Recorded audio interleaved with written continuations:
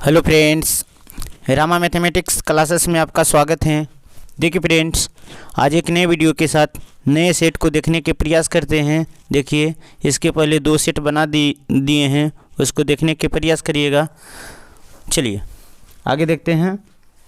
First question देखते हैं। देखिए, आनुवांशिक लक्षण जनक के संतान में किसके द्वारा होता है? आनुवांशिक लक्षण जनक के संतान में किसके द्वारा होता है? तो किसके द्वारा होता है?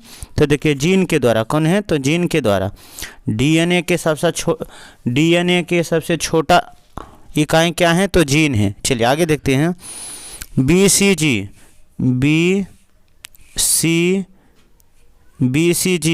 बीसीजी का अर्थ है। तो बीसीजी का क्या अर्थ है? तो बैसिलस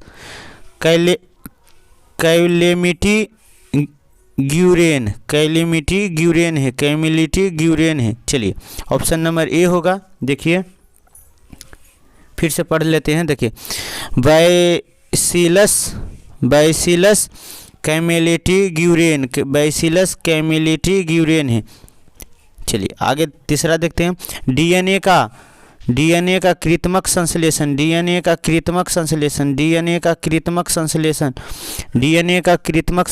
किसने किया था? डीएनए का कृत्रिमक संश्लेषण किसने किया था?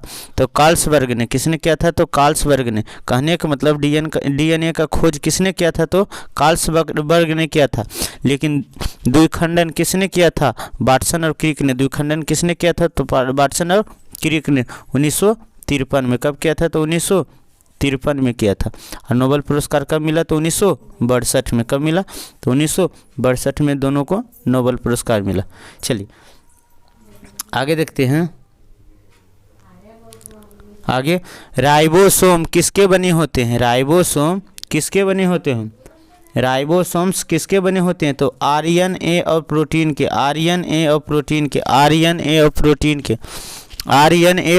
के निम्नलिखित में से सूत्र विभाजन में सबसे लंबी स्टेज कौन सी होती है? निम्नलिखित में से सूत्र विभाजन में लंबी स्टेज किसकी होती है? तो प्रोफेज के किसकी होती है? तो प्रोफेज के होती है। लाइसोसोम आत्महत्या थैला है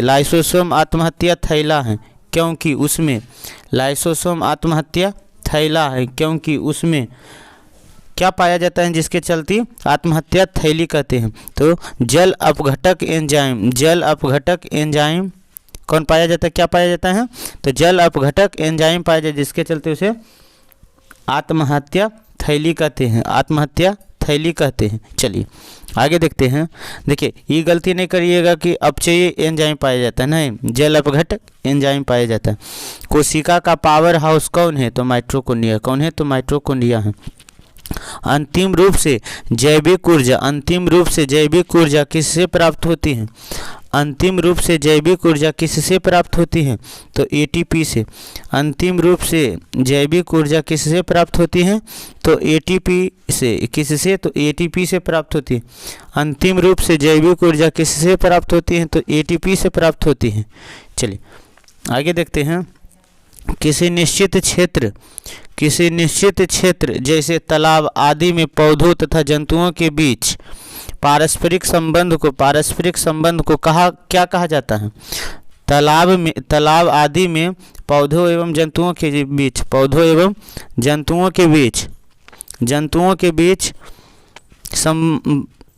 बीच पारस्परिक संबंध को क्या? तो पारिस्थितिक तंत्र कहते हैं। क्या कहते हैं? तो पारिस्थितिक तंत्र कहते हैं। एक जीव दूसरे जीव पर वृद्धि करता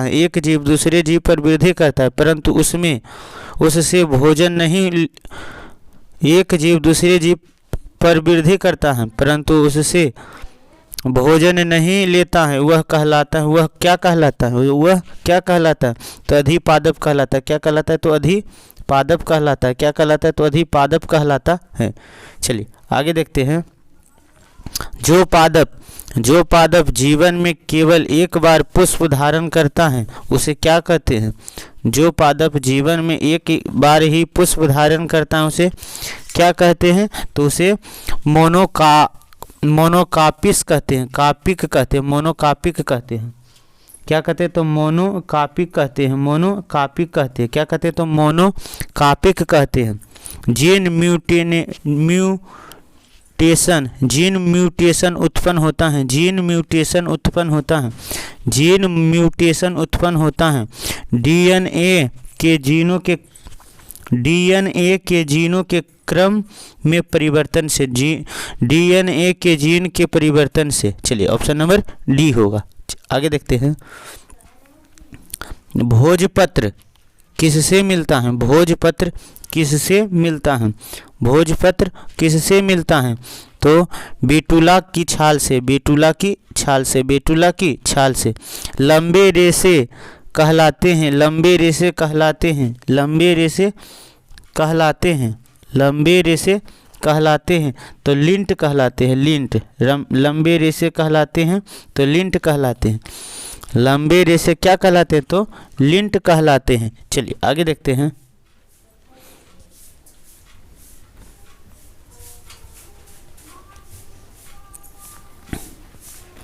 सिरका का खट्टापन किसके कारण होता है? सिरका का खट्टापन किसके कारण होता है? सिरका का खट्टापन किसके कारण होता है? सिरका का खट्टापन एसिटिक अम्ल के कारण होता है। किसके? तो एसिटिक अम्ल के कारण होता है। सिरका का खट्टापन किसके कारण होता है? तो एसिटिक अम्ल के कारण होता है। एडवर्ड जेनर ने खोज किया था, एडवर्ड जेनर ने खोज किया था। तो क्या खोज किया था एडवर्ड जेनर ने? स्मॉल पॉक्स के वैक्सीन, स्मॉल पॉक्स के वैक्सीन, स्मॉल पॉक्स के वैक्सीन को खोज किया था। किसने? तो एडवर्ड जेनर ने किया था। एंटीजन है, क्या है? एंटीजन क्या है? क्वेश्चन दिया है 17 में, एंटीजन क्या है? तो एंटीजन एक प्रोटीन है। एंटीजन क्या है? एक प्रोटीन है। संसार में मानव जनसंख्या में पुरुष और स्त्री को एक तथा बाई लिंग निर्धारण का अनुपात है, लिंग निर्धारण का अनुपात है। तो क्या है अनुपात? तो 1:1 है, 1:1 है, 1:1 है। चलिए आगे देखते हैं। पोलियो का कारण है, पोलियो का कारण क्या है? तो पोलियो के कारण वायरस हैं, पोलियो का कारण वायरस हैं। देखिए वायरस से ठीक है। जीएसटी पंडित का टीका, जीएसटी पंडित का टीका न्यू है, जीएसटी पंडित का टीका न्यू है। चलिए आगे देखते हैं। यदि माता पिता दोनों रंजकहीन होंगे तो, यदि माता पिता दोनों रंजकहीन होंगे तो, यदि माता पिता दोनों रंजकहीन होंगे तो सब संतानें रंजकहीन होंगे, सब संतानें रंजकहीन होंगे, सब संतानें रंजकहीन होंगे। माता पिता रंजकहीन है तो सब संतान उनका क्या होगा? तो रंजकहीन होगा। चलिए आगे देखते हैं। किस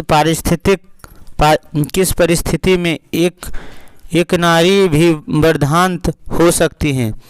किस परिस्थिति में एक नारी भी वर्धांत हो सकती हैं? एक नारी भी वर्धांत हो सकती हैं।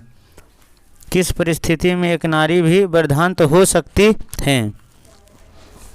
हो सकती है तो किस? तो यदि पिता वर्धांत और माता बाहक हो, यदि पिता वर्धांत और माता बाहक हो, यदि पिता वर्धांत और माता बाहक हो। इष्ट हैं, इष्ट क्या है? तो इष्ट यूकैरियोटिक है, इष्ट क्या है? तो यूकैरियोटिक है। इष्ट हैं तो इष्ट क्या है? तो यूकैरियोटिक है, इष्ट क्या है? तो यूकैरियोटिक है, इष्ट क्या है? तो इष्ट एक कैरियोटिक है। चलिए देखिए कन्फ्यूजन वाला था क्वेश्चन, बोलेगा कि इष्ट क्या है? तो इष्ट एक यूकैरियोटिक है, प्रोकैरियोटिक नहीं। चलिए देखिए आरएनए की संरचना में डीएनए में उपस्थित थायमिन के स्थान पर क्या होता है? तो यूरेसिल होता है। क्या होता है? तो यूरेसिल होता है। क्या होता है? तो यूरेसिल होता है। वायरस जो नील हरित शैवाल पर संक्रमण करते हैं कहलाता है। वायरस जो नील हरित शैवाल पर संक्रमण करते हैं क्या कहलाता है? तो क्या कहलाता है? तो साइनोफाज कहलाता है। साइनोफाज कहलाता है। साइनोफाज कहलाता है। साइनोफाज कहलाता है। चलिए आगे देखते हैं। निम्नलिखित में से कौन सबसे छोटे जीव हैं? तो माइक्रोप्लाज्म सबसे छोटे जीव हैं। कूनाइन प्राप्त होता है तो सिनकोना की छाल से। कूनाइन प्राप्त होता है तो सिनकोना की छाल से। चलिए आगे देखते हैं। नामकरण की द्विनाम पद्धति का प्रस्तावक है। द्विनाम पद्धति का प्रस्तावक है। नामकरण की द्विनाम पद्धति का प्रस्तावक थे तो कौन थे? तो कार्ल लीनियस थे। कार्ल लीनियस थे। कार्ल लीनियस थे। 28 के। पेनिसिलिन का खोज अलेक्जेंडर फ्लेमिंग ने किया था। किसने किया था? अलेक्जेंडर फ्लेमिंग ने किया था। सर्वप्रथम जेनेटिक कोड बताया था। सर्वप्रथम जेनेटिक कोड किसने बताया था? सर्वप्रथम जेनेटिक कोड किसने बताया था? तो नीरेगबर्ग ने। नीरेगबर्ग ने किसने बताया था? तो नीरेगबर्ग ने। सर्वप्रथम जेनेटिक कोड किसने बताया? तो नीरेगबर्ग ने। किसने बताया था? तो नीरेगबर्ग ने बताया था। मनुष्य में त्वचा रंग का नियंत्रण कौन करता है?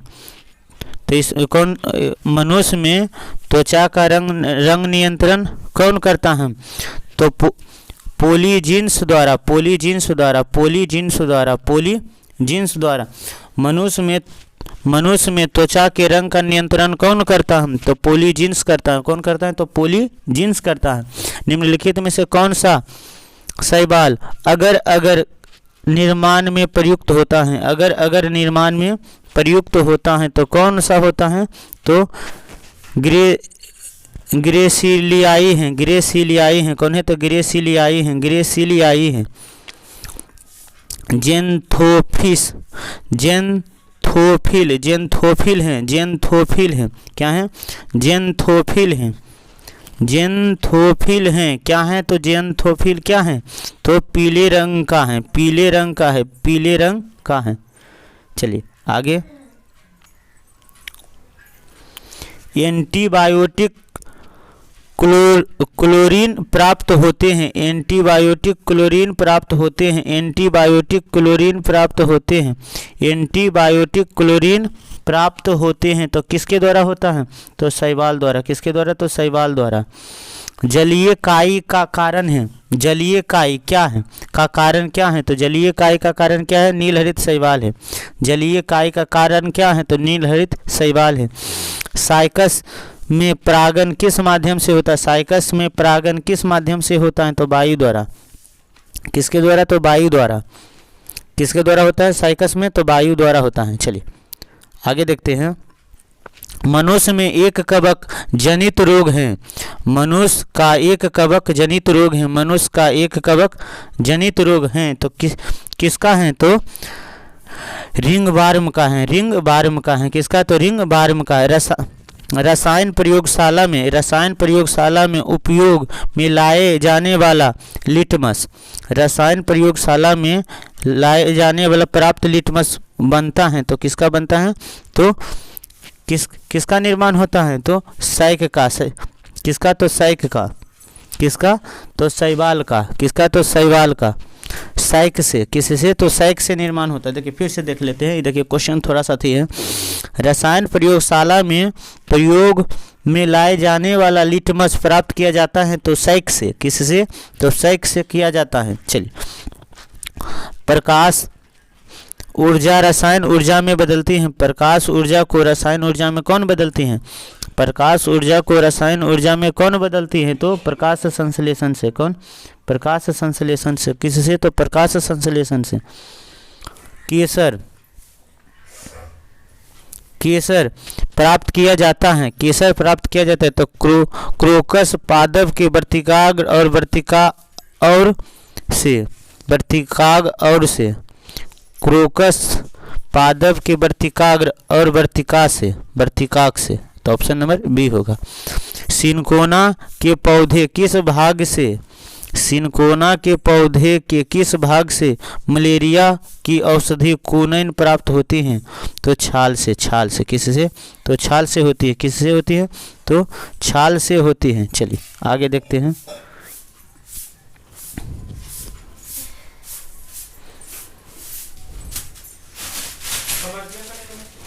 अधिकांश स्वपोषी पादप ऊर्जा, अधिकांश स्वपोषी पादप ऊर्जा किस रूप में संचय करते हैं?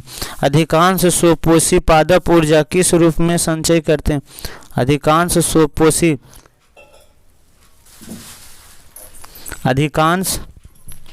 अधिकांश स्वपोषी पादप ऊर्जा किस रूप में संचय करता है? स्वपोषी पादप ऊर्जा किस रूप में संचित करता है? तो स्टार्च के रूप में। किसमें? तो स्टार्च के रूप में।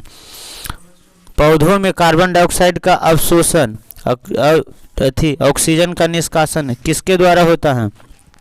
तो किसके द्वारा होता है? तो प्रकाश संश्लेषण द्वारा। किसके द्वारा? तो प्रकाश संश्लेषण द्वारा। चलिए आगे देखते हैं।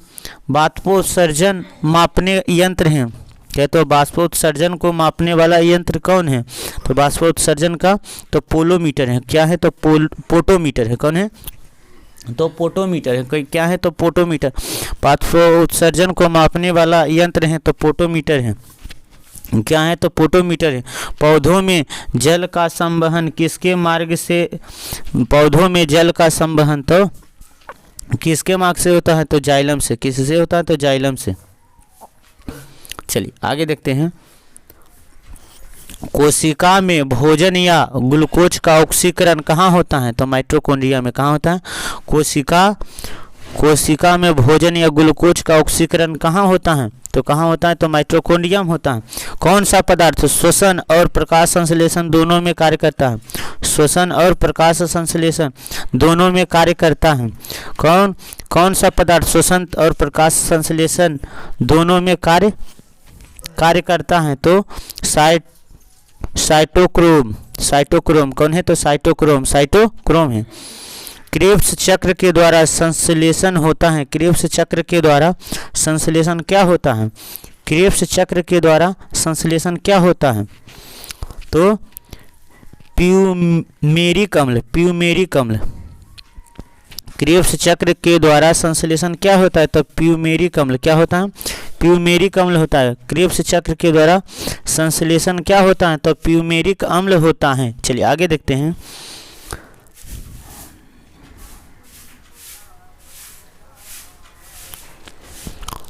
संसार के अधिकतम खाद्यान्न फसल किस कुल से संबंधित? संसार के अधिकतम खाद्यान्न फसल किस कुल से संबंधित हैं? तो किस कुल से हैं? तो ग्रेमी कुल से। किसके? तो ग्रेमी कुल से संबंधित है। ग्रेमी कुल से। भारतीय कृषि अनुसंधान संस्था, भारतीय कृषि अनुसंधान संस्था स्थित है। भारतीय कृषि अनुसंधान संस्था नई दिल्ली में स्थित है। कहाँ स्थित है?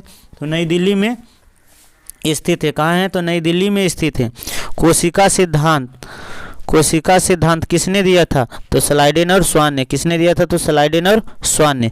चलिए फ्रेंड्स, ये टॉपिक कंप्लीट हो गया। चलिए दूसरे वीडियो में दूसरे टॉपिक को देखने के प्रयास करते हैं। Thanks friend. जय हिंद फ्रेंड।